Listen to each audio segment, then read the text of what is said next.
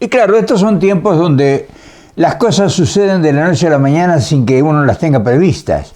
O sea, es tanta la velocidad de los acontecimientos que si uno se descuida un ratito se queda atrás. Pero hay que hacer a veces un estanco, hay que a veces parar la máquina, porque rebobinando el recuerdo y evaluando todo lo que uno ha transitado, se encuentra con perlas que son fundamentales, son fundacionales. Y claro, uno con lo vertiginoso de la lucha, porque uno ha tenido que luchar mucho. Ahora yo estoy en el reposo del guerrero, pero yo no he parado en 50 años o 60, no he parado la máquina.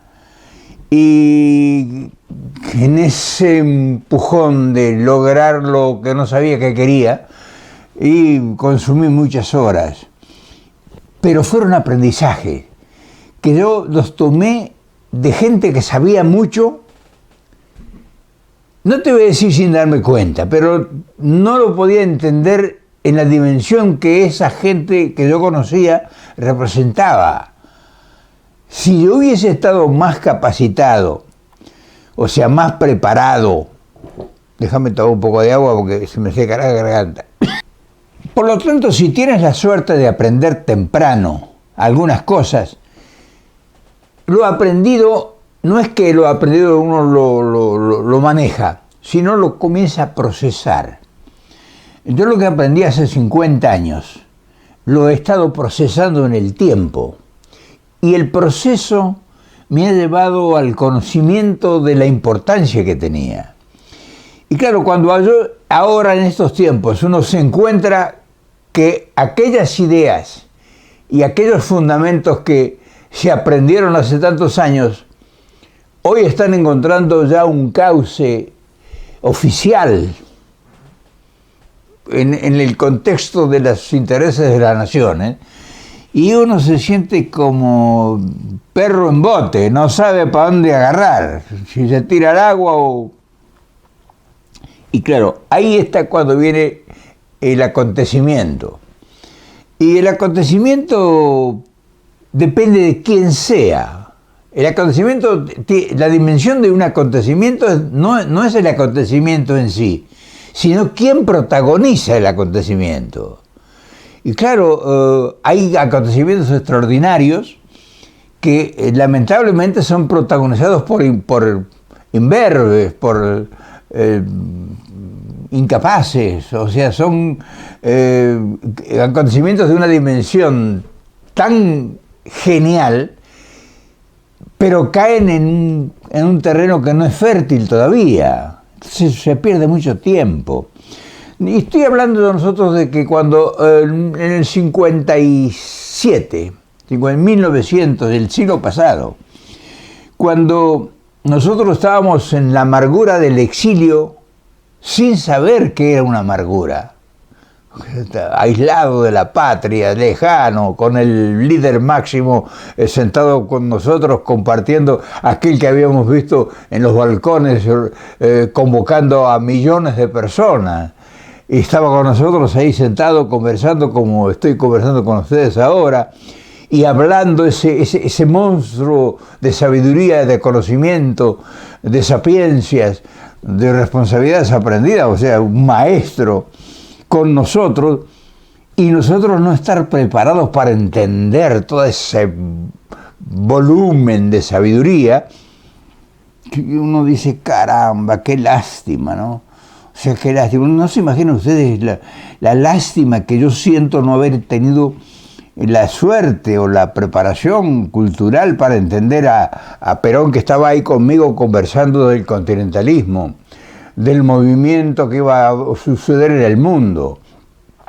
Él hablaba de una tercera guerra mundial, porque los intereses iban a chocar, decía él.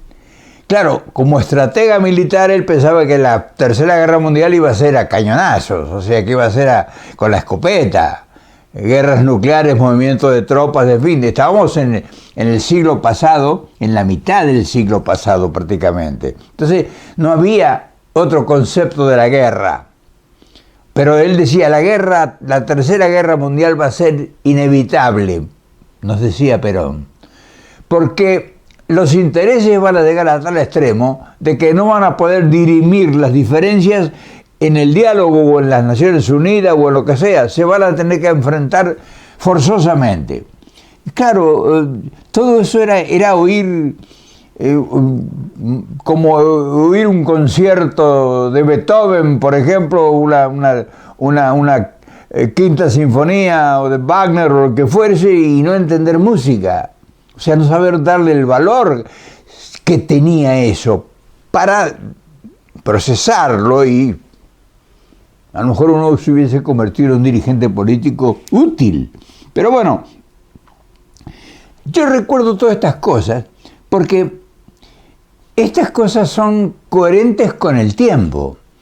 Ayer, por ejemplo, yo estaba escuchando a López Obrador y terminó toda su charla, su mañanera, hablando de continentalismo. Y digo, caramba, tanto tiempo tuvo que pasar para que haya una voz que se haga oír en todo el continente y que además lo oigan en el imperio que regentea el continente, porque el Estados Unidos regentea el continente, nos guste o no nos guste.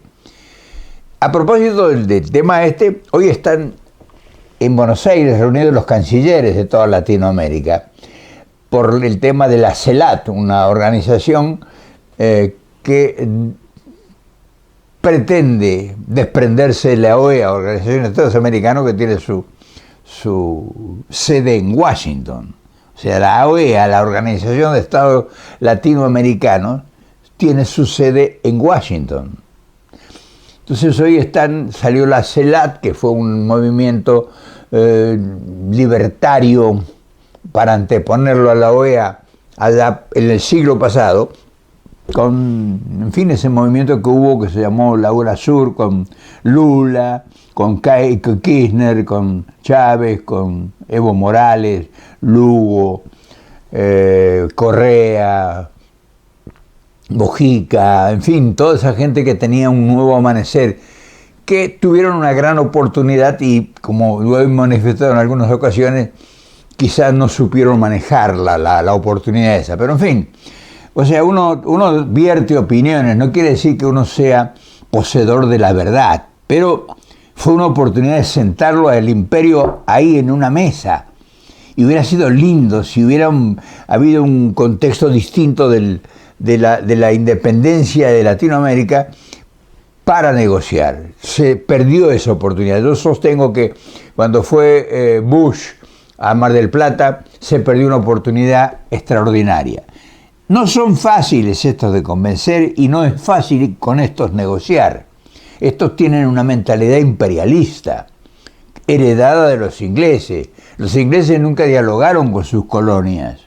O sea, los ingleses sometieron y pasaron por encima del sometimiento, desplazaron al colonialismo español y se quedaron con todo el continente. Le dieron un visto distinto de independencia y todo, pero pasamos a ser de colonia española, o sea, de haber sido conquistado por los barcos, por los veleros, a ser reconquistados por el comercio y el consumo. O sea, los ingleses nos vendieron todo lo que producían y nos llevaron todas nuestras riquezas, y se las siguen llegando. Entonces, esta gente es heredera de esa mentalidad imperial. O sea, no hay que juzgarlos, o sea, están ahí, eso es así. Ahora, lo importante que es lo que uno busca o que uno lo ha aprendido después de ver tanto, es que no se puede ir en el choque, al enfrentamiento, porque el choque o el enfrentamiento no es positivo. Los choques y los enfrentamientos no son positivos en estos tiempos, porque estos son tiempos de negociaciones, o sea, son tiempos de posibilidades, que no son fáciles, pero hay que desplegar otro tipo de arsenal. Ya el arsenal que se utilizó hasta hace poco tiempo, que utilizaba el imperio sobre cooptar nuestros países, o sea, enviarles un bombardeo, una dictadura militar, hacerse dueño de todo, de destruir el Congreso, romper, quebrar la democracia, intervenir en lo económico, imponerle empréstitos voluminosos, en fin, una presión muy nefasta. Ya ahora ya no sirve eso, ya no puede ser, porque el mundo ha cambiado y el imperio ha perdido también preponderancia. O sea, como yo también he venido mostrando, acá también ya tienen su talón de Aquiles.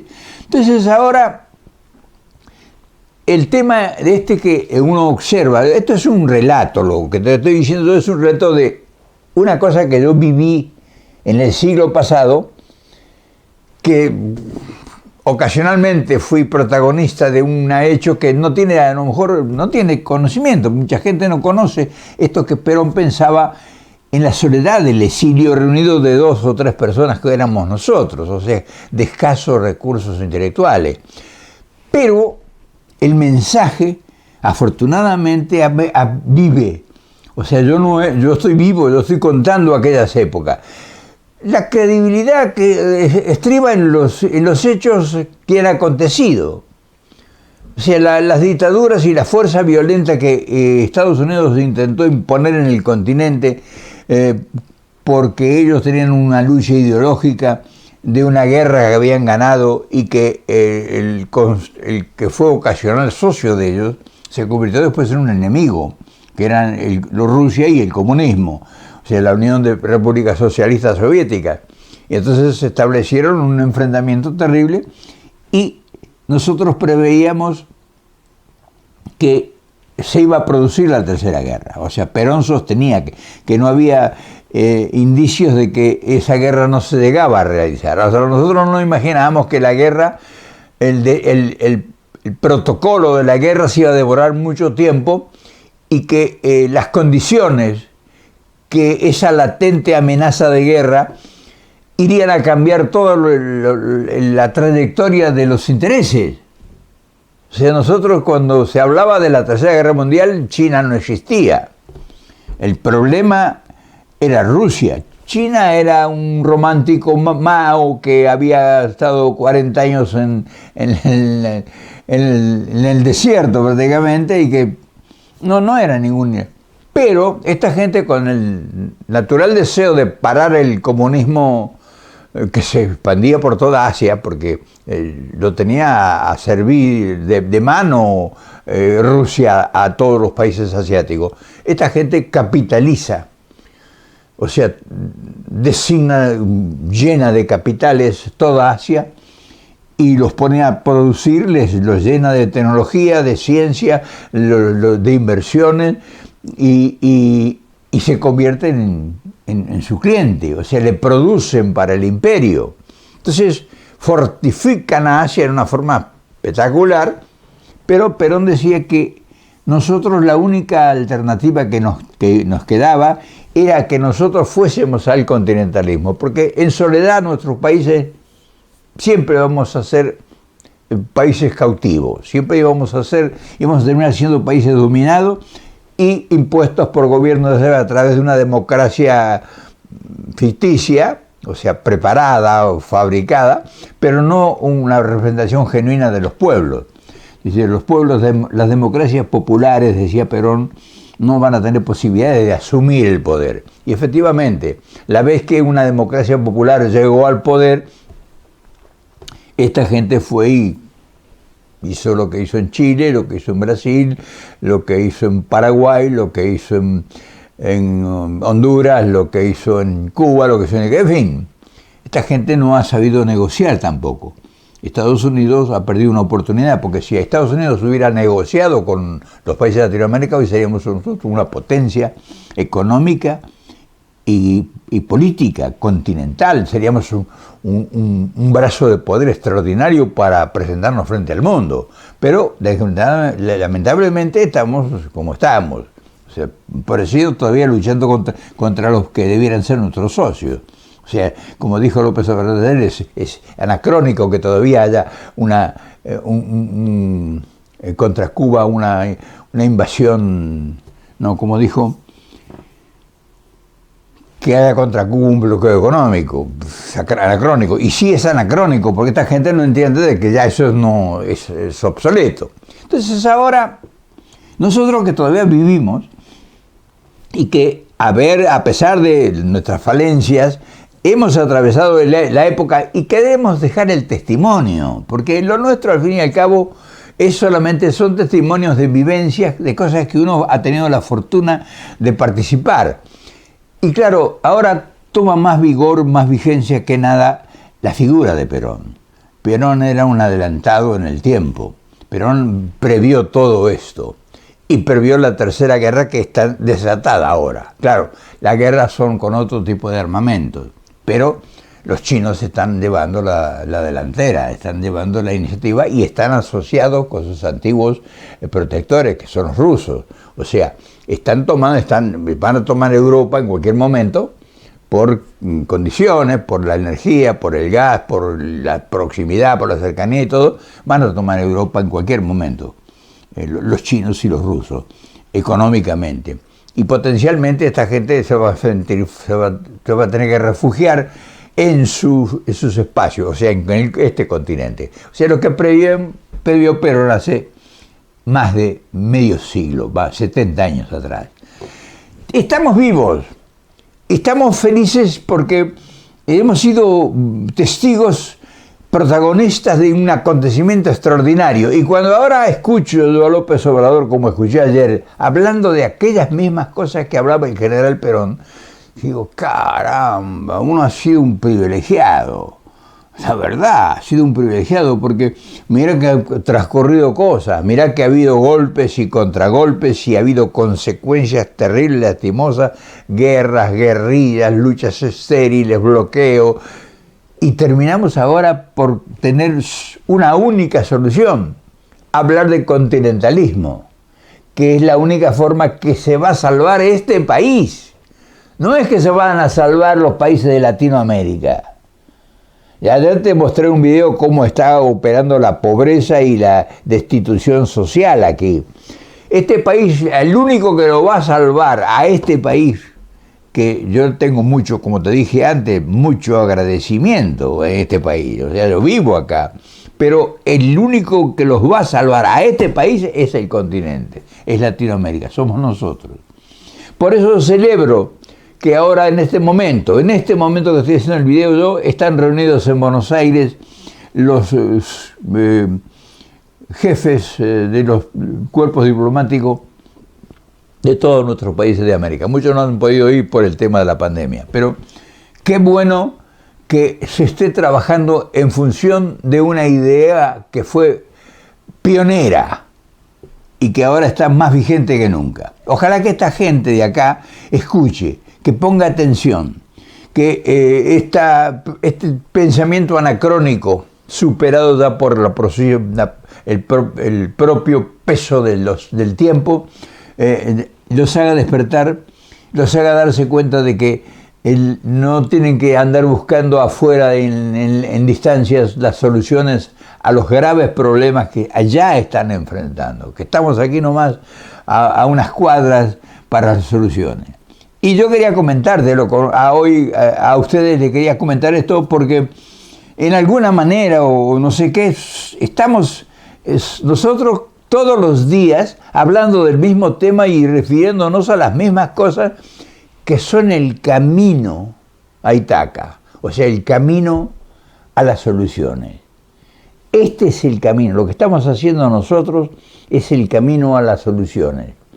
Y será cuestión de seguir bregando y ojalá que nos alcance el tiempo para que veamos culminada la tarea. Pero tenemos la orientación exacta del viento, o sea, dónde empezaron las cosas, quiénes fueron los protagonistas y quiénes son los que ahora están hablando de aquellas cosas que para nosotros eran prácticamente poco entendibles. Como te dije al principio, ojalá yo hubiese tenido mayor capacidad, mayor preparación cultural y mayor formación política para entender a Perón, que estaba ahí, donde estás vos, ahí donde están ustedes, y que podía haberle hecho miles de preguntas y que era una cordialidad tan extrema que Pues no, hijo, esto no es así. En todo caso, porque Perón era un maestro, además de ser un amigo.